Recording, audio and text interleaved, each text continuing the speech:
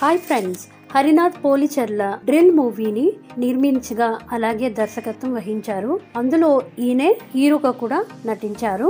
ఈయన neuro surgeon గా అమెరికాలో పనిచేసి సంపాదించినటువంటి సంపదతో ఇండియాకి వచ్చి సినిమాలు తీస్తూ ఉంటారు. ఎలాంటి సినిమాలు అంటే రాజేంద్ర, అలెక్స్, టిక్ టాక్ ఇటువంటి సినిమాలన్నీ కూడా తీశారు ఈయన. సో ఈ డ్రిల్ మూవీలోని కొత్త కాన్సెప్ట్ గా లవ్ జిహాద్ అనే కాన్సెప్ట్ ని ఎంచుకొని తీశారు.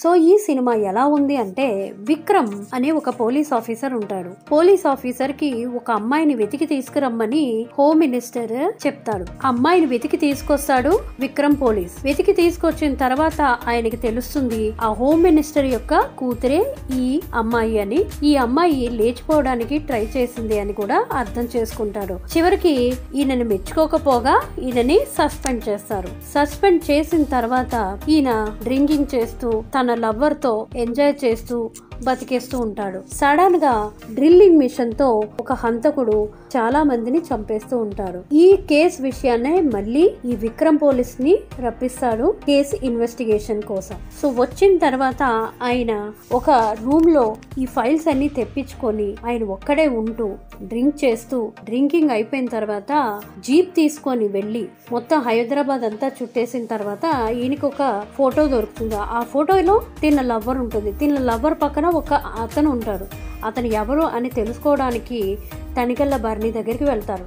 తనికెళ్ళ బర్నీ ఏం చేస్తారు, ఎప్పుడు కూడా ఆయన ఆత్మహత్య యత్నం చేసుకుంటూ ఉంటారు. ఊరేసుకోవడం, అలాగే గన్నుతో కాల్చుకోవడం, ఇటువంటివన్నీ చేస్తూ ఉంటారు. సో చివరికి ఆయనని కనుక్కోగా, ఆయన గురించి తెలుసుకోగా, అతను ఎవరంటే ఒక డార్క్ వెబ్సైట్, అంటే ఒక పాత 1990లో యూజ్ చేసే ఒక కంప్యూటర్ లో ఒక డార్క్ వెబ్సైట్ లో వెళ్లి ఆయనకి నేను ఈ అమ్మాయిని ఎలా చంపాను డ్రిల్లింగ్ మిషన్ తో అనేది చూపిస్తాడు విక్రమ్ కి.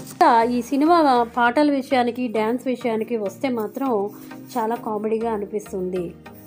అలాగే టెర్రరిస్ట్ ని కాల్చి చంపేస్తారు, బిల్డింగ్ మీద నుంచి తోసేస్తారు.